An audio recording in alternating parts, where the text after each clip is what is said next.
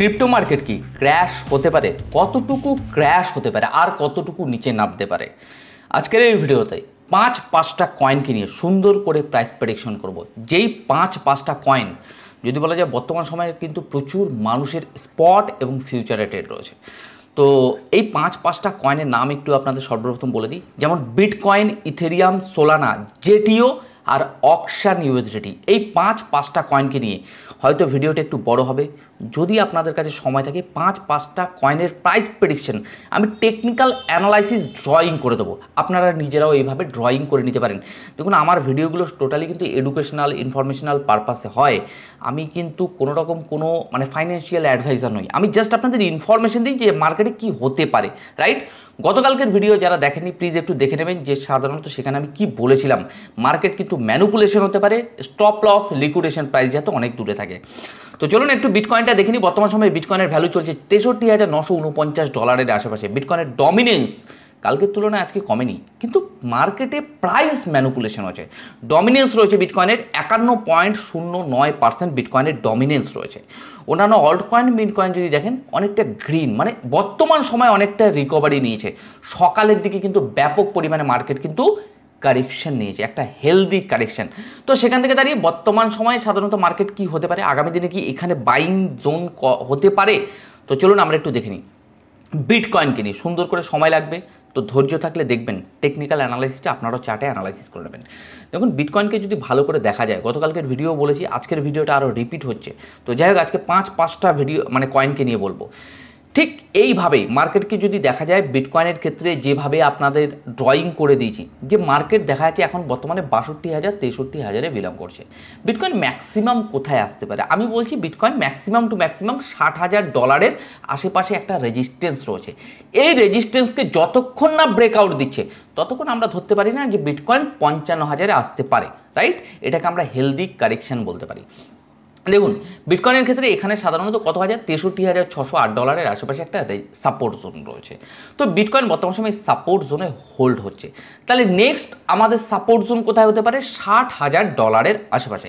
এখানে কিন্তু একটা মোস্ট ইম্পর্টেন্ট খুব মারাত্মক লেভেলের কিন্তু একটা সাপোর্ট জোন আছে। এখানে আমি আপনাদের কয়েকটা জিনিস হাইলাইট করে দেখাবো, যে সাধারণত ট্রেন্ডটা আমি আপনাদের দেখাবো, যে মার্কেটে কোন ট্রেন্ড সাধারণত চলছে। বর্তমান সময় কিন্তু আপ ট্রেন্ডে রয়েছে, বর্তমান সময় এখন আমরা ডাউন ট্রেন্ডে আসিনি। যদি ওয়ান ডে টাইম ফ্রেমে অ্যানালাইসিস করা যায়, ওয়ান ডে টাইম ফ্রেমে যদি ভালো করে একটা ট্রেন্ড লাইন কেটে দেন, আপনি আপনার মতন করে টেকনিক্যাল অ্যানালাইসিসটা করবেন। জাস্ট এখানে মার্কেট কি করছে, মার্কেট উঠেছে, মার্কেট রিটেস্ট নিয়েছে, উঠে আবার মার্কেট কিন্তু এই ট্রেন্ড লাইনে রিটেস্ট নিতে চলেছে। যতক্ষণ আমরা এই ট্রেন্ড লাইনে, জাস্ট আমি ড্রয়িং করে দিচ্ছি, এই ট্রেন্ড লাইনের উপরে আমরাও থাকবো, ততক্ষণ আমরা বলতে পারি আমরা কিন্তু আপ ট্রেন্ডেই আছি, এখনও পর্যন্ত ডাউন ট্রেন্ডে আসেনি। তো তার আগেই আমরা ভেবে নিতে পারি না বিটিসি ক্র্যাশ করছে, তাহলে আমরা হোল্ড করতে পারি। আমরা দেখতে পারি যে বিটকয়েন এই ট্রেন্ড লাইনকে ব্রেকআউট দিচ্ছে কিনা, 60,000-এর সাপোর্টকে ব্রেকআউট দিচ্ছে কিনা, তাহলে আমরা 60,000 পর্যন্ত কিন্তু হোল্ড করতে পারি, বা $60,200 আশেপাশে কিন্তু আমরা দেখতে পারি। বারবার বলছি, আমাদের প্রিভিয়াস ভিডিওগুলো দেখে নেবেন। বিটকয়েন যে মুহূর্তে যে মুভমেন্টগুলো হয় আমি কিন্তু আপনাদের টেকনিক্যাল অ্যানালাইসিস করে দিই। তো এই জায়গাটাতে যদি বিটকয়েন হোল্ড হয়ে মার্কেট সাইড বেস হয়, তাহলে আমরা বলতে পারি বর্তমান সময়ে আবার একটা বুলিশ মুভমেন্ট হতে চলেছে। কিন্তু তার জন্য বাইং জোন ক্রিয়েট হতে হবে। বিটকয়েনকে 60,000-এ আসলে বিটকয়েন বাইং জোন তৈরি হলেই তারপরে কিন্তু বিটকয়েনে বাইং হতে পারে। এখন হোল্ড করে যেতে হবে, যে বিটকয়েনে এখন আপাতত কোনো বাইং করা যাবে না যতক্ষণ না বাইং জোন ক্রিয়েট হয়। হ্যাঁ, যদি দাদা $60,000-এর সাপোর্ট জোনকে ভাঙে তাহলে কি হতে পারে? তাহলে আমরা ধরতে পারি বিটকয়েন নেক্সট আমাদের 50 মুভিং অ্যাভারেজের উপরে, $56,000 $57,000-এর আশেপাশে বিটকয়েন এসে স্টে করতে পারে। এটা আমাদের নেক্সট সাপোর্ট জোন। তাহলে আমরা এখন কি মেনে চলতে পারি? অ্যাকচুয়ালি বিটকয়েন এখনও পর্যন্ত আপ ট্রেন্ডে আছে। বিটকয়েনের এটা একটা হেলদি কারেকশন। যদি লং টার্মের কথা ভাবা যায়, বিটকয়েন এখনও পর্যন্ত মার্কেটে বুলিশ, এটা সামান্য লেভেলের হেলদি কারেকশন আমরা ভাবতে পারি। তো এখনও পর্যন্ত বিটকয়েনকে আমরা সাধারণত ডাউন ট্রেন্ড বা বিশেষ করে ক্র্যাশ হওয়ার সম্ভাবনা এখনও পর্যন্ত ক্রিয়েট হয়নি। কারণ যদি বলা যায় বিটকয়েন তার ট্রেন্ডেই কিন্তু চলছে। মার্কেট অনেকটা তুলে মার্কেট রিটেস্ট নেবে, এটাই স্বাভাবিক। 20% 30% বিটকয়েনের ক্ষেত্রে একদিনে ক্র্যাশ করা এটা কিন্তু কোনো ব্যাপারই না। মার্কেটকে একদিনে যদি 100% দেয় বিটকয়েন, তাহলে বুঝবেন 30-40% নর্মালি ব্যাপার, যে বিটকয়েনের সাধারণত কারেকশন নেওয়া, এটা স্বাভাবিক। তো উইকলি টাইম ফ্রেমে যদি ভালো করে দেখেন, উপরে একটা ডোজি ক্যান্ডেল রয়েছে, ডোজি ক্যান্ডেলের পরে জাস্ট একটা উইকলি বেসে একটা রেড ক্যান্ডেল কিন্তু এখনও তৈরি হয়েছে, ক্লোজিং হয়নি। তো আমরা এই সপ্তাহের জন্য বিটকয়েনের ক্ষেত্রে দেখতে পারি যে মার্কেটে সাধারণত কি হতে পারে, রাইট। আমরা এখনও পর্যন্ত আপ ট্রেন্ডে রয়েছি, যতক্ষণ না এই $60,000 সাপোর্টকে ব্রেকআউট দিচ্ছে ততক্ষণ আমরা বলতে পারবো না যে মার্কেট সাধারণত ক্র্যাশ হতে চলেছে। মার্কেটে একটা প্যানিক ক্রিয়েট হচ্ছে, দাদা মার্কেট ক্র্যাশ করছে। যাই হোক, আমি 4 ঘন্টা টাইম ফ্রেমে একটু সুন্দর করে অ্যানালাইসিস করে দেবো, তাহলে আপনারা এই টেকনিক্যাল অ্যানালাইসিসগুলো শিখে যাবেন, দেখতে পারবেন এবং আপনারা নিজেরাও বুঝতে পারবেন।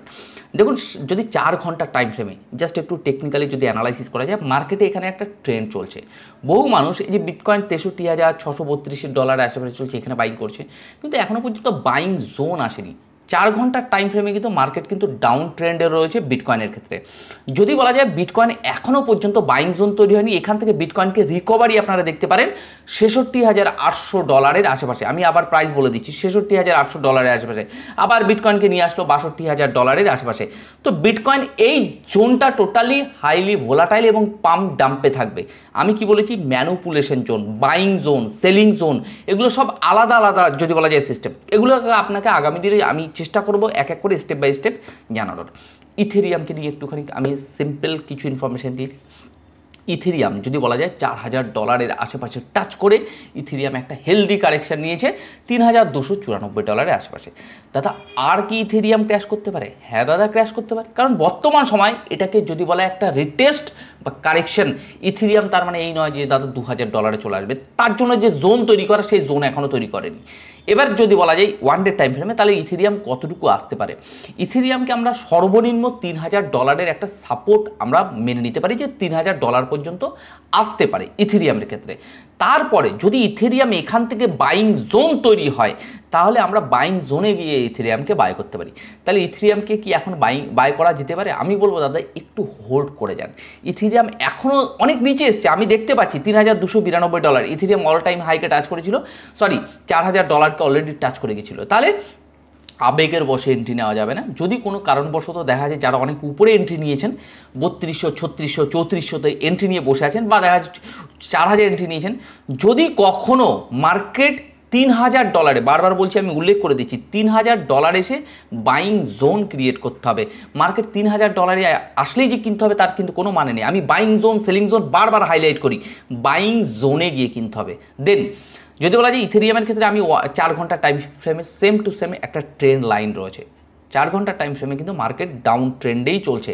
যতক্ষণ পর্যন্ত এই যে 4 ঘন্টার আমি একটা ট্রেন্ড লাইন কেটে দিয়েছি, এই ট্রেন্ড লাইনকে সুন্দরভাবে ব্রেকআউট না দিচ্ছে, শুধু তাই না, ওই 4 ঘন্টার টাইম ফ্রেমে বাইং জোন যতক্ষণ না ক্রিয়েট করছে ততক্ষণ পর্যন্ত ইথেরিয়ামকে আমার মনে হয় বাইং করাটা ঠিক হবে না।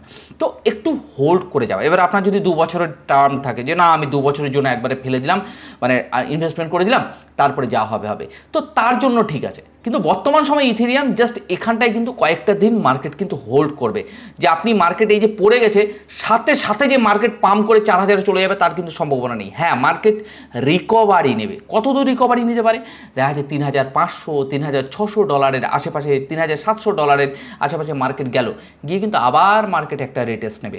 তো ওভারঅল এই জায়গাটায় একটা ম্যানুপুলেশন হবে। মার্কেটে যারা লং পজিশনে আছে ফিউচার ট্রেডে, তাদেরকে স্টপ লস হিট করাবে, যারা শর্ট পজিশনে আছে তাদেরকেও স্টপ লস হিট করাবে। তো ওভারঅল ম্যানুপুলেট করে মার্কেট তারপরে বাইং জোন ক্রিয়েট করার পরেই মার্কেট র্যালি নেবে। সোলানার ক্ষেত্রে, সোলানা নিয়ে বহু লোকের তো স্বপ্ন, সোলানা কি হতে পারে দাদা, সোলানা কি ক্র্যাশ করতে পারে, সোলানা কত দূর আসতে পারে। সোলানাকে নিয়ে গতকালকে আমি অনেক প্রাইস প্রেডিকশন আপনাদেরকে করে দিয়েছিলাম। সোলানাকে যদি বর্তমান সময় দেখা যায় $180 আশেপাশে চলছে, মানে $180.60 আশেপাশে ইভিনিংয়ে। তো যদি বলা যায় প্রায় 170-71 পর্যন্ত সোলানার কিন্তু টাচ করেছিল। তাহলে সোলানার কি হতে পারে দাদা? সোলানার ক্ষেত্রে সেম টু সেম মার্কেট তার অল টাইম হাইকে বলবো না, একটা জাস্ট রেজিস্ট্যান্সে টাচ করেছে। মার্কেট এখানে এসে একটা সাধারণত রিটেস্ট, বা দেখুন মার্কেট কন্টিনিউ, যদি ওই ক্যান্ডেলগুলোকে দেখেন ওয়ান ডে টাইম ফ্রেমে কন্টিনিউ উঠে গেছে, কন্টিনিউ। তা দাদা কন্টিনিউ টোটাল ওয়ার্ল্ডে সব পাবলিক ইনকাম করে গেছে। আরে দাদা কিছু পাবলিক তো হারাবে, এখন তো রিটেস্ট নেবেই হালকা।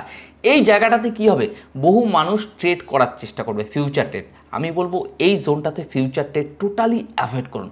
যদি প্রফিট থাকে বুক করে নিন, লস থাকলে হোল্ড করুন, লিকুইডেশন প্রাইস যাতে 0 থাকে। ভাই মার্কেটে তেমন কিছু হচ্ছে না, ওভারঅল ওয়েট করতে হয়।